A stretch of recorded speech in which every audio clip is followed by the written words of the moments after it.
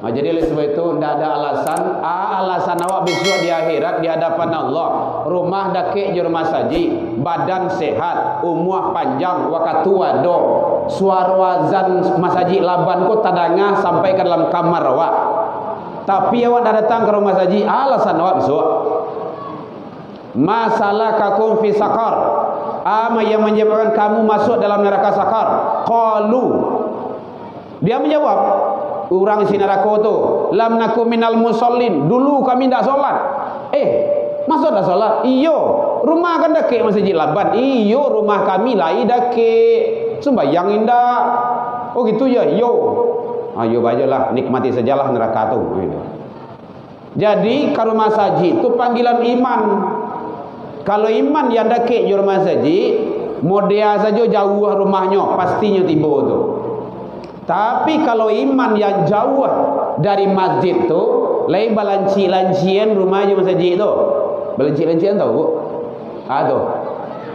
Tua. Balanci-lancian rumahnya masjid. Iman tu yang jauh dari masjid laban gua. Enggak indah tu. Nyo pakai ilmu basi. Basi pakak, basi banak deh. Basiannya deh.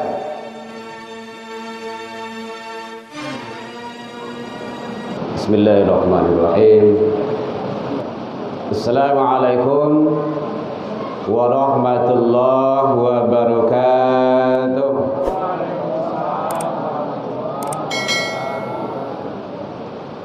Alhamdulillahilladzi hadana wa li hadza wa ma kunna linahtadiya laula an hadanallah. Ashhadu an la ilaha illallah wahdahu la syarika lah wa ashhadu anna Muhammadan abduhu wa rasuluh sallallahu alaihi wasallam la nabiyya ba'da amma ba'du. Puji dan syukur kembali kita ucapkan ke Allah. Walau dalam kondisi hari hujan, alhamdulillah awak lain tak basah. Basah bu? Alhamdulillah. Yang basah yang kania iya. Alhamdulillah kita masih diberikan oleh Allah taufik dan hidayahnya. Selawat dan salam kepada Nabi besar Muhammad sallallahu alaihi wasallam. Allahumma sholli ala sayyidina wa nabiyina wa habibina wa syafi'ina wa zuhrina wa maulana Muhammad wa ala alihi wa ashabihi ajma'in.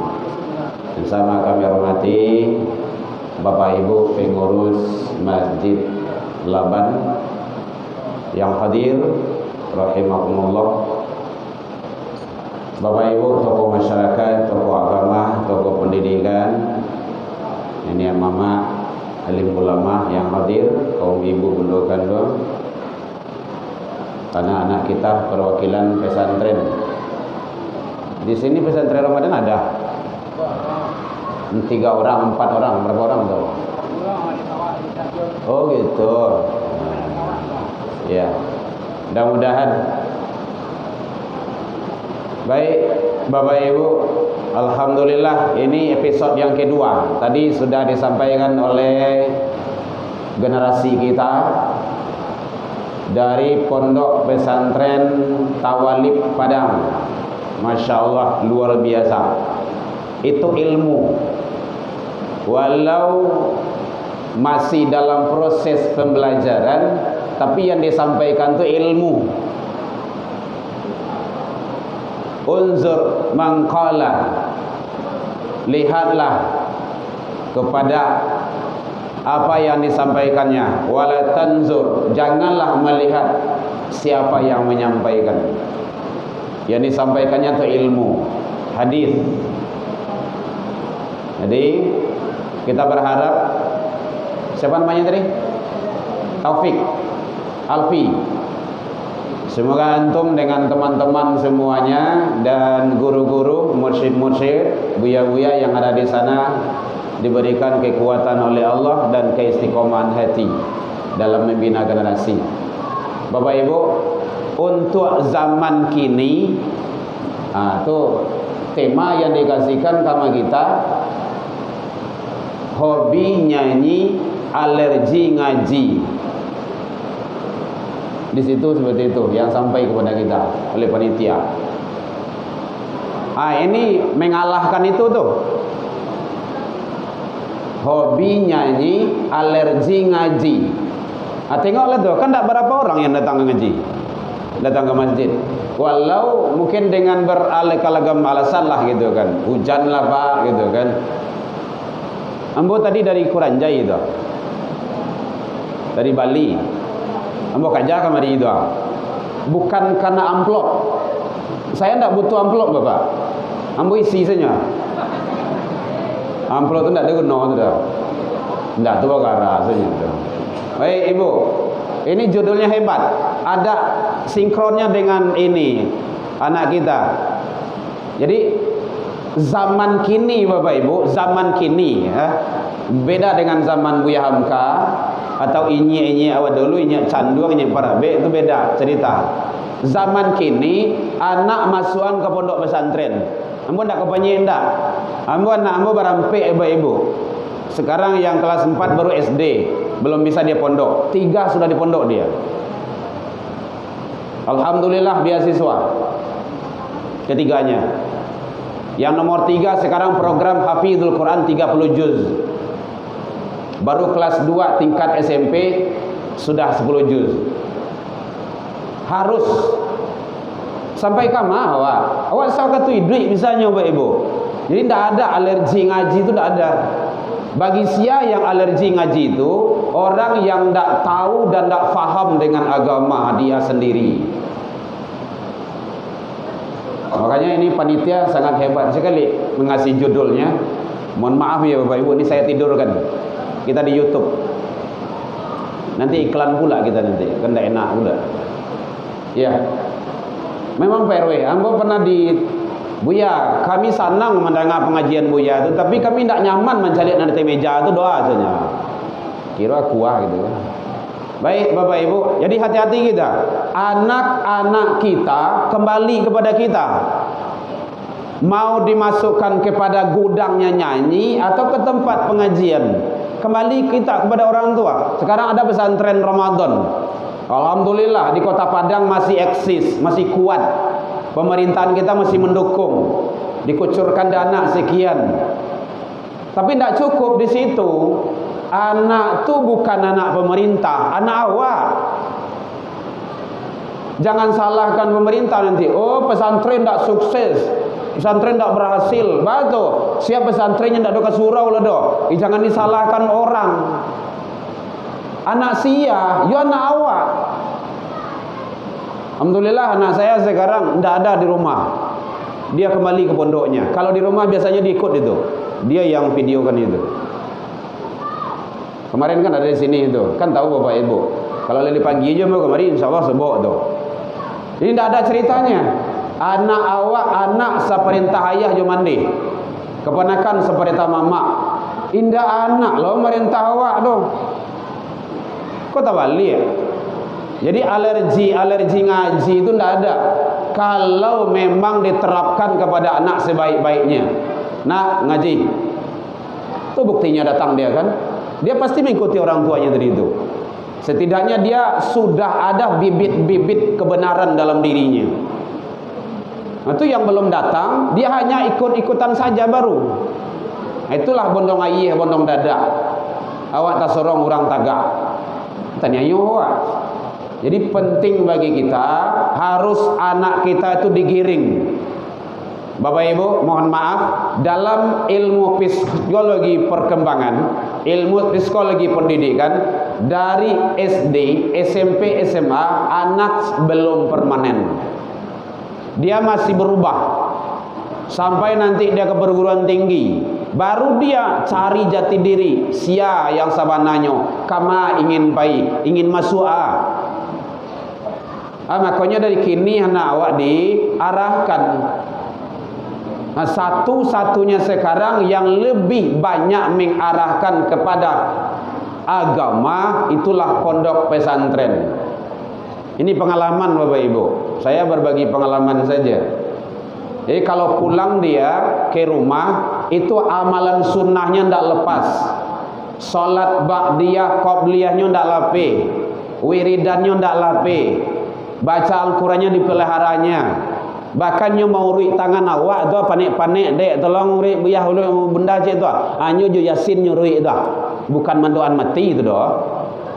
Jo surah Al-Waqiah nyurui awak tu. Jo Ar-Rahman hafalan nyo taulang murajaah awak sanang mandanga. Gitu. Jadi alergi ngaji itu kembali kita sebagai orang tua. Nah ini PR bagi kita itu. Mungkin panitia tolong sampaikan kau cik Buya, mungkin itu bahasa yang indah itu. Nah tapi hati-hati kita zaman kini kalau ndak elok-elok mendidik anak, kalau anak ndak dibawa ke rumah saji, anak tidak dibawa ke tempat pengajian, maka anak kita akan dibawa ke tempat yang lain. Itu pasti itu. Kalau diusir anak dari rumah saji, maka anak dibawa ke tempat narkoba. Anak akan dibawa ke tempat jalanan-jalanan. Jangan salahkan dia. Kembali kita lagi sebagai orang tua. Nah, jadi oleh sebab itu Bapak Ibu hadirin, mari apalagi bulan Ramadan sekarang, jadikanlah pesantren Ramadan ini sebagai sarana bagi kita mendidik anak-anak kita lebih baik. Tapi jangan hanya berharap di sana, tidak bisa. Tapi bagaimana kita tetap memberikan perhatian yang tinggi. Awak kan banyak kini pembiaran. Bagaimana tadi banyak hadis yang disampaikan, ilmu yang beliau sampaikan. Antum udah kelas berapa? Dia 3, 2, kelas 2 ya. Anak saya kayak gitu juga dulu tuh. Jadi sekarang udah bisa khutbah Jumat. Harus bisa. Kelas 2 MTSN anak saya sudah harus khotib Jumat. Tidak ada ceritanya dipasok. Tuh jauh dari dua yang sana tuh. Pergi. Buya bah, cariin lain. Ini harus gitu. Alhamdulillah sekarang udah bisa dia. Nah sebenarnya sekarang banyak jadwalnya. Tapi karena dia kembali ke pondoknya, ya gimana pula lah. Akhirnya kita geser dengan yang lain. Jadi harus seperti itu. Anak awak, mohon maaf Bapak Ibu, bukan membanggakan, berbagi saja. Biasanya saya mencontohkan dari diri. Tidak enak dari orang lain. Kan nyanyi ibu dulu. Lingkaran kecil, lingkaran kecil, lingkaran besar. Kan gitu. Jadi baca Al-Quran dari rumah. Alhamdulillah sejak 2017 sekarang sampai sekarang TV tidak hidup di rumah. Rusak. Tidak videoin dah. Kita buka rumah tahfiz Al-Quran. Jadi rumah itu akan diminta pertanggungjawaban oleh Allah. Nah, supaya tidak alergi dengan ngaji, buka tempat pengajian di rumah itu. Makanya ada program pemerintah 8 balik 21. Setidaknya itu 8 balik 21 tu TV mati, handphone mati, matikan semuanya, belajar dengan anak. Kan sedikit sekali itu. Jadi tugas kita Bapak Ibu hadirin, selamatkan anak-anak kita. Jangan banyak berharap kepada orang lain. Mulailah dari diri kita, dari keluarga kita. InsyaAllah ambo kalau tidak sholat anakmu memang berang ambo, main kabit pinggang. Tidak ada ceritanya. Lebih rancak dilacui kini daripada lacui besok. Kalau kamu tidak sholat boleh, tapi kamu dibakar nantinya. Iya ya, iya. Kalau tidak percaya bawa tangan tu kemari, ambil korek api bakar. Oh ya ngek tu mah tu. Itu api dunia baru, belum api akhirat. Kan takwiknya tu. Ini tidak ada ceritanya. Awak pembiaran banyak gini kok. Awak pergi ke rumah saji, dari rumah ke rumah saji, anak bermain di jalan tua, tu pada dia tu. Kan pembiaran tu. Iya anak orang lain, iyo anak orang lain. Kan anak orang. Kecuali kalau tidak orang, nak mbeknya tidak ada. Tapi dia anak-anak sini, generasi awak, tanggung jawab. Sepanjang perjalanan tu nanti Bapak Ibu kalau mencari anak-anak yang tidak sholat, awak biar nanti di akhirat kita akan bermasalah. Kenapa? Setiap yang ada bagi kita lalui itu menjadi saksi di hadapan Allah. Hati-hati itu. Ma khalaqta hadza batil. Tidak ada yang sia-sia. Ma yalfadhu min qaulin illa ladaihi raqibun atid. Tidak ada yang tidak kena. Makanya oleh sebab itu Bapak Ibu hadirin, marilah kita janganlah beribadah itu karena musiman saja. Ambo rasa di awal Ramadan dulu kau masjid Laban kau pasti penuh kau. Satu Ramadan tuh tarawihan malam tuh. Ya baru ya? Penuh tuh. Kini saya lihat lagi. Kan nampak ada waktu. Tidak ada alasan untuk ibadah, tidak ada alasan. Tarawih kau, salat tarawih itu salat yang hebat. Salat yang hebat. Le pernah ibu mencoba salat semalam suntuk. Le pernah. Dari siap isya sampai subuh. Le pernah. Ndak berhenti-henti dah. Le coba. Ndak kan? Ambo ndak ya dah. Pahala itu bisa kita peroleh dengan salat tarawih. Man qala ma'al imam, siapa yang ikut salat bersama imam hatta yang syarifah sampai selesai salat tarawih, kutibalahu qiyamul lail, dicatat baginya pahala ibadah semalam suntuk. Awak kenapa isi awak itu? Kadang enggak tarawihan malah. Padahal dia punya nilai yang hebat. Itu salat sunnah itu. Tapi punya nilai yang bagus, apalagi salat wajib. Nah, jadi oleh sebab itu tidak ada alasan awak besok di akhirat di hadapan Allah, rumah dakik di rumah saji, badan sehat, umur panjang, waktu wado, suara azan masaji Laban kau tadangah sampai ke dalam kamar awak. Tapi awak dah datang ke rumah saji, alasan awak besok. Masalah kakum fi sakar, apa yang menyebabkan kamu masuk dalam neraka sakar? Qalu, dia menjawab, orang isi neraka tu, lam nakum minal musallin, dulu kami tak solat. Masuk dah solat? Iyo, rumah kan dakik masjid Laban. Iyo, rumah kami lain dakik, sembahyang indah. Oh gitu ya, iyo. Ayo bajalah, nikmati sajalah neraka tu. Jadi kalau masjid itu panggilan iman. Kalau iman yang dakik di rumah saji, modea saja jauh rumahnya, pastinya tiba tu. Tapi kalau iman yang jauh dari masjid tu, lain balanci-lancian rumahnya masjid tu. Balanci-lancian tahu bu? Tua. Balanci-lancian rumahnya masjid. Iman tu yang jauh dari masjid Laban kau. Enggak indah tu. Nyo pakai ilmu basi pakak, basi banak deh. Basian niang saya. Dia tak mau tahu sembahyang seorang lah orang tu. Merasa tak butuh. Kok kawaranti solat Rasulullah dulu. Tapi tidak. Jo anak kandung seorang mengecek, ya Rasul, kata Rasulullah, hai anakku Fatimah, solat. Saya Rasulullah bapakmu tidak bisa menolong besok di akhirat kalau engkau tidak solat. Jadi oleh sebab itu hilangkan alergi ngaji itu, buang, tanamkan kepada anak-anak kita, suruhnya ke surau. Kau ndak namuhnya, ada risikonya. Lah biar lancak awak mati-matian kini dulu Pak Ibu.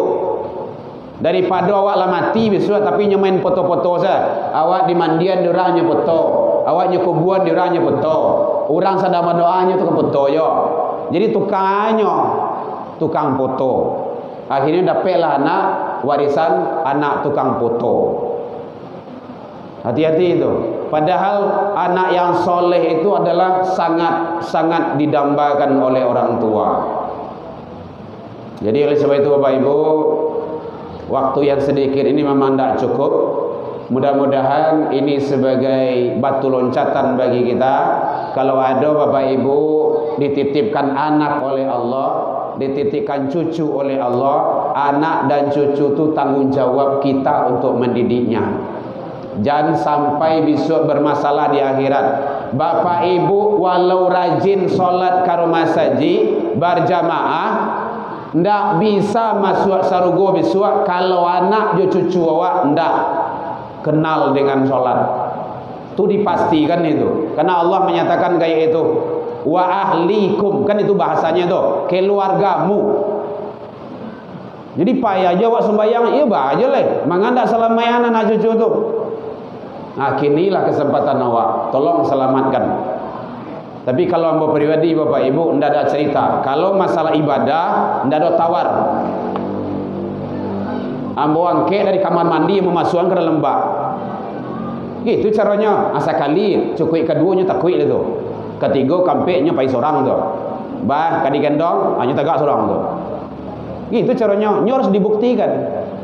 Oh kan ndak ada. Nyo ketik baru tu mah. Nyo alui baru. Padahal dari kecil tu nang kadi biasuan.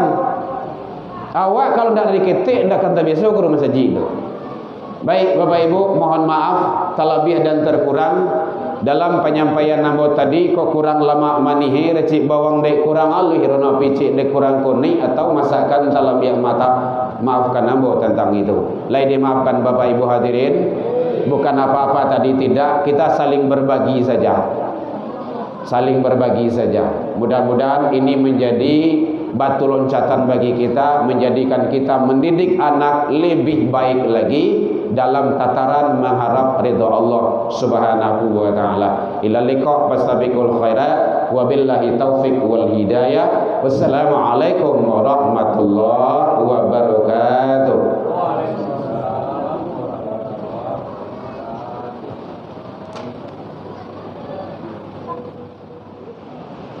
Bismillahirrahmanirrahim. Assalamualaikum warahmatullahi wabarakatuh. Waalaikumsalam warahmatullahi wabarakatuh. Alhamdulillah, alhamdulillahilladzi anzala as-sakinata fi qulubil mu'minin liyazdadu imanan wa imanan.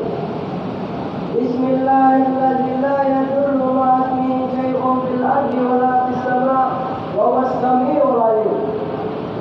Asyhadu an la ilaha illallah wa asyhadu anna Muhammadar Rasulullah sallallahu alaihi wasallam. La nabiyya ba'da, amma ba'du.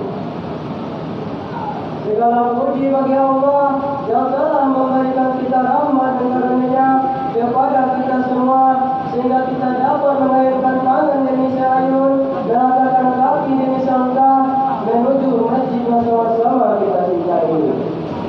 Dengan kata alhamdulillahirabbil alamin.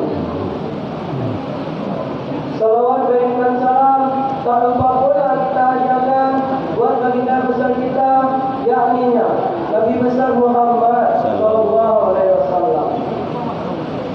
Yang ala bapak-bapak dia bakacau-kacau darah, indak kayu yang dirapiam, indak amil muka biasa, berdakwah siang dan malam demi tegaknya kalimat Allah Subhanahu wa taala di permukaan bumi ini. Yang terhormat pengurus masjid beserta jajarannya, dan yang terhormat bapak-bapak, ibu-ibu, alim ulama jadi pandai, udah alim pamer kadang-kadang suara anjor tinggi. Dan yang saya hormati para pemuda-pemudi harapan bangsa, negara dan agama.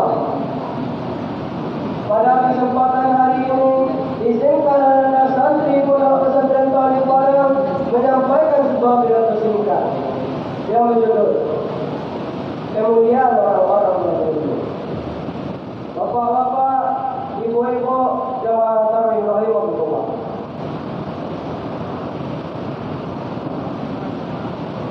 Saya dalam sebuah riwayat diceritakan Aci Berani bahwa suatu ketika Abu Hurairah sedang berteriak-teriak di tengah pasar seraya berkata, "Wahai kaum muslimin, maukah kutunjukkan sesuatu yang pasti kalian sukai?" Lantas kaum muslimin pun bertanya, "Apakah itu gerangan hai Abu Hurairah?"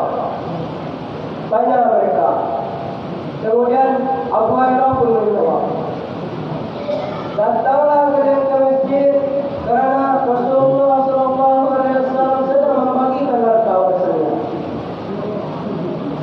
Kemudian kaum muslimin pun segera ke masjid, dan sesampainya di masjid mereka pun kembali kepada Abu Hurairah dan bertanya,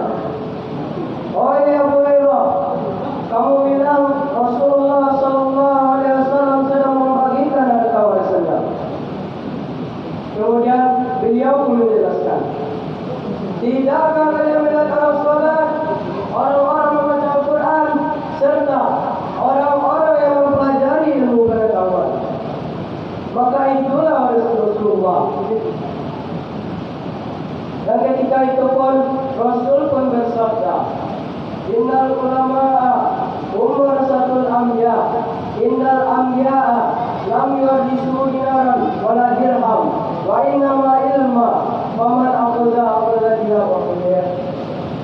Yang artinya sesungguhnya orang-orang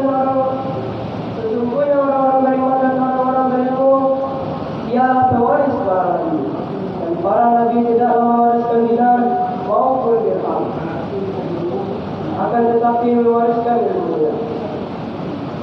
Dan sesiapa yang mengambilnya, sungguh yang mendapat bagian yang sangat banyak. Hadis riwayat Abu Dawud dan At-Tirmidzi.